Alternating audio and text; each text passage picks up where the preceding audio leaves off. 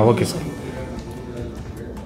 ಏನು ನವೆಂಬರ್ 2ನೇ ತಾರೀಕು ತಾಲೂಕು ವ್ಯವಸಾಯೋತ್ಪನ್ನ ಮಾರಾಟ ಸಹಕಾರ ಸಂಘದ ಚುನಾವಣೆಯ ಪ್ರಯುಕ್ತವಾಗಿ ಈಗ ನಮ್ಮ ಏನೋ ಅಲ್ಪ ಸ್ವಲ್ಪ ನಾನು ವಾಪಸ್ ತೆಗೆದ ಮೇಲೆ ಸ್ವಲ್ಪ ಗೊಂದಲಗಳಿದ್ವು. ಅದನ್ನು ನಮ್ಮ ಮಂತ್ರಿಗಳು ಮನೆಗೆ ಕರೆಸಿ ಆ ಗೊಂದಲಗಳ ನಿವಾರಣೆಗೆ ಅವಕಾಶ ಮಾಡಿ ನೀನು ಕಾಂಗ್ರೆಸ್ ಪಕ್ಷಕ್ಕೆ ಎಲ್ಲ ನಮ್ಮ ಕ್ಯಾಂಡಿಡೇಟ್ನ ಗೆಲ್ಲಿಸ್ಕೊಂಬರ್ಬೇಕಪ್ಪ ಅಂತ ಹೇಳ್ಬಿಟ್ಟು ನಮಗೂ ಕೂಡ ಆದೇಶ ಮಾಡಿದ್ದಾರೆ.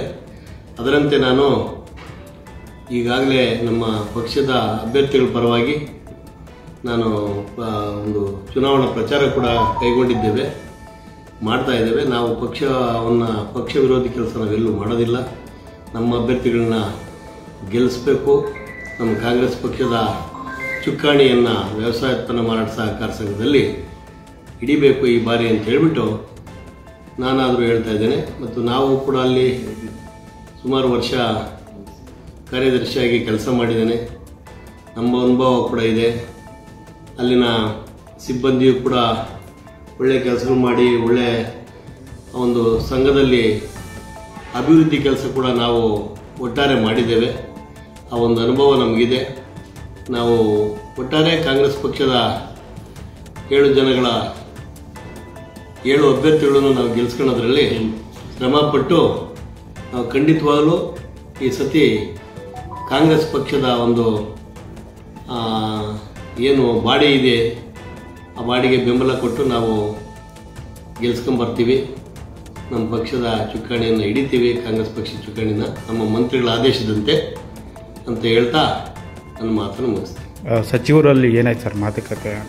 ಸಚಿವರಲ್ಲಿ ಯಾಕಪ್ಪ ವಾಪಸ್ ತೆಗೆದೆ ಅಂತ ಕೇಳಿದ್ರು.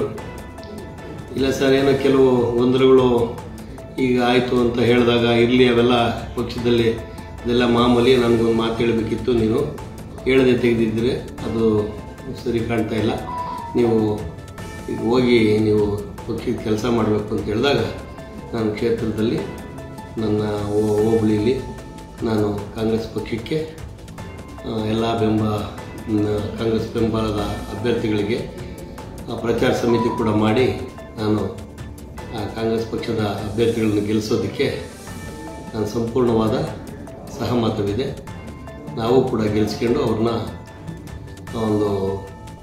ನಮ್ಮ ಏನು ವ್ಯವಸಾಯೋತ್ಪನ್ನ ಮಾರಾಟ ಸಂಘದ 8 ಜನ ಅಭ್ಯರ್ಥಿಗಳು ಇದ್ದಾರೆ, ಅವ್ರನ್ನ ಸಂಪೂರ್ಣವಾಗಿ ಗೆಲ್ಲಿಸ್ಕೊಬೇಕು ಅಂತ ಹೇಳ್ಬಿಟ್ಟು ನಾವು ಕೆಲಸ ಮಾಡ್ತಾ ಇದ್ದೇವೆ.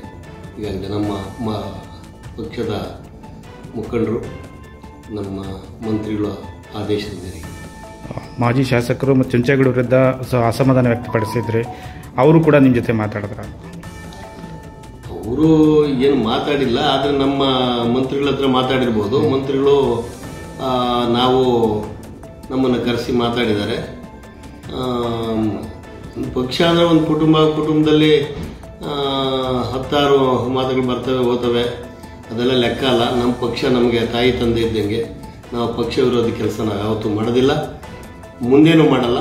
ನಾವು ಪಕ್ಷದ ನಿಷ್ಠೆಯಿಂದ ನಾವು ದುಡ್ಕೊಂಬಂದಿರೋರು ಅಂತ ಹೇಳ್ತಾ ನನ್ನ ಮಾತನ್ನು ಮುಗಿಸ್ತೀನಿ.